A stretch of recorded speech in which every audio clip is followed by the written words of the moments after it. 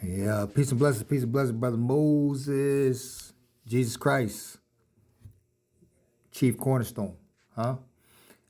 So yeah, I wanted to share this real quick thought I was reading in the scriptures and it was a blessing.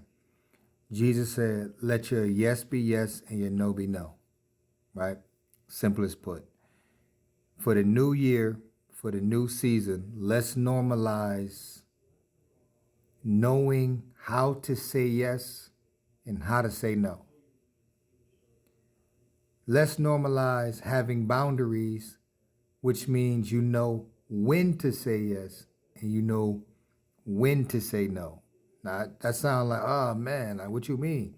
Like I know for a long time I ain't know how to say yes or no. I would say yes and somebody could persuade me off my yes and change it. I would say no and somebody could manipulate me off my no and then make me say yes.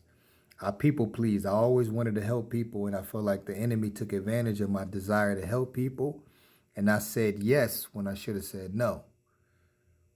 Or when I say no, I have to over explain to somebody why I'm saying no.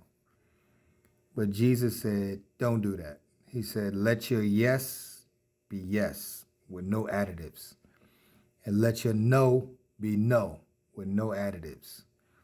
So let's normalize in the new year knowing when to say yes and when to say no, because you have a responsibility from God with a yes and a no.